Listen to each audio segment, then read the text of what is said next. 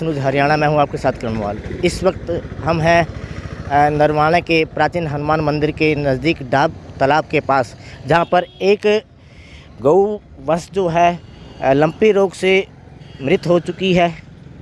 गौ जिसे हमारे ग्रंथों में माता का सम्मान दिया गया है, माता का दर्जा दिया गया है, क्योंकि हम लोग इसके अंदर 84 करोड़ देवी देवताओं का वास मानते हैं।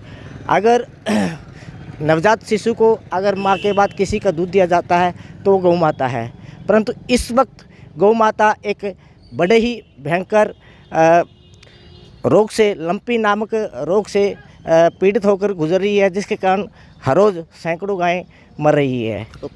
जो ये लिम्पिक बीमारी है, ये हमारे शहर में बहुत ज़्यादा फैल रही है और ये 400 प्लस के एक आधा केस आ जाता है जिसको मिट्टी देनी पड़ती है। और हमारे शहर में ना ही कोई मशीन है और ना ही कोई जगह है कि जिससे हम इसमें मिट्टी दे सके। और अभी हमारे यहाँ वार्ड उसके MC साहब आ रहे हैं, नन्ना जी, बाकी इनसे बात करें भाई मिट्टी देने का क्या करेगा। पहले तो सभी को धन्यवाद बहुत बहुत आपके चैनल के माध्यम से। हमारे वार्ड में प्रतिदिन कम से कम 1 से 2 गायें मरने हो जा रही हैं और ना कोई डॉक्टर आ रहा है ना कोई सुधार हो रहा है। हम डॉक्टर साहब से 2-3 बार मिल भी चुके हैं, इनके यहाँ टिक्का लगाएंगे को ना टिक्का लगाने आता। काउच में टिक्का लग चुका है हर गाँव को, बल्कि नहीं टिक्का। कल एक भैंस मर गई इसी बीमारी से, हाँ सुरेश जियों की, गली नंबर 24 से। और एक गाय मरी है गली नंबर 24 में, एक ही आपके सामने है। इतना बुरा हाल है, ना कोई सुधार ले रहा है इसकी, ना कोई सुनाई कर रहा है। हाँ जी, राजेश जी जो कि गुरुसर गांव के जो VS हैं, और हम उनसे पूछते हैं कि जो आजकल लंपी रोग जो वायरस है उसका संक्रमण है वो किस प्रकार का, इसका कैसे निदान होगा, किस प्रकार की सलाह वो एडवाइज़ करते हैं, ताकि जो हज़ारों जो गौएँ हैं वो इससे पीड़ित हैं, लोग उनसे उनकी एडवाइस को समझें और सलाह ले और अपनी अपनी गायों को उपचार कराए, ताकि इस जो लंपी रोग से के निदान में जो कि बड़ी सहायक होंगी। तो डॉक्टर साहब लंपी रोग के बारे में बताइए सर। सबसे पहले तो ये है कि जैसे लंपी स्किन डिजीज़ जो बीमारी फैल रही है आजकल, वो एक वायरल बीमारी है, वायरस से फैलती है। इसमें क्या होता है, एक पशु से दूसरे पशु में ट्रांसमिटिंग काफ़ी ज़्यादा होती है। जैसे पशुओं को, जिसकी भी पशु में कोई ये बीमारी आ जाए, उसको सबसे पहले आपने आइसोलेट करना, सबसे पहले उसको अलग रखना है। उसको अलग रखना, उसका खाना पीना भी अलग होगा, उसका पानी भी अलग होगा, सब कुछ उसका अलग होगा, उसका रख रखाव सब कुछ अलग होगा। अब मान लो अगर आपकी पशु में कोई बीमारी आ गई वो वाली, और आप दूध निकाल रहे हो, अगर वहाँ से कंटेमिनेशन हाथ आप दूसरे को लगा दोगे, कंटेमिनेटेड हाथ से आप दूसरे पशु का निकालोगे, तो भी वो वायरस से वो बीमारी फैल जाएगी। तो सबसे पहले आप आइसोलेट करो अपने पशुओं को, जिसमें भी आ गई है उसका उपचार कराओ। अगर वो बार बार में उसको दिक्कत ये आ रही है कि जैसे पूरे शरीर पे बहुत ज़्यादा फोड़े हो गए हैं, उसको टेम्परेचर काफ़ी ज़्यादा है और उसको नाक से पानी आ रहा है, सूजन है पैरों में, इसका मतलब बहुत ज़्यादा शरीर पे अगर फोड़े बन गए हैं तो वो कहीं ना कहीं माइल्ड से सीवियर फॉर्म में वो बीमारी है फ़िलहाल उस पशु में।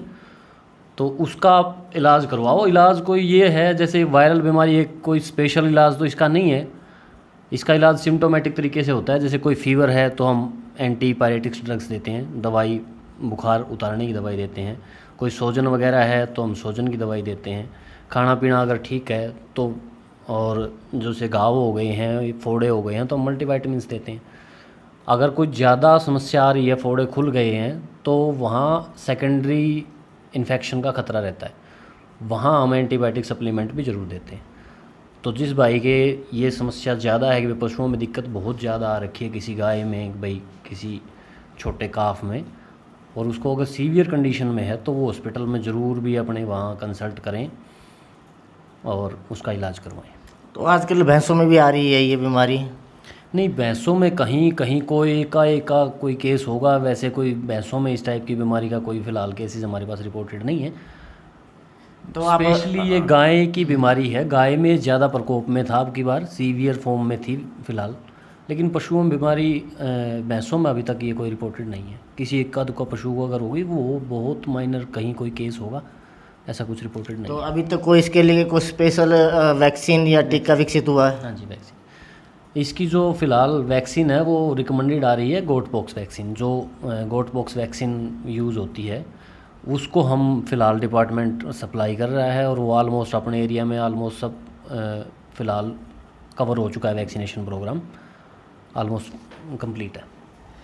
तो ये थे हमारे साथ डॉक्टर राजेश जी, जिनका कहना है कि ये जो चर्म रोग है जो वंशों में फैला हुआ है, इसके कारण जो है पशुओं के शरीर पर गांठें उभर जाती है और जो इसका अटैक है स्किन से लेकर फेफड़े किडनी तक चला जाता है। परंतु अभी तक इसकी कोई स्पेशल टीका या कोई दवाई विकसित नहीं हुई है। सिर्फ गॉट पॉक्स की ही दवाई से हम काम चला रहे हैं। जो डॉक्टर साहब जो सलाह दे रहे हैं कि संक्रमण रोग है, इसके लिए संक्रमित पशु को अलग जगह रखा जाए ताकि इसका अधिक बचाव हो सके।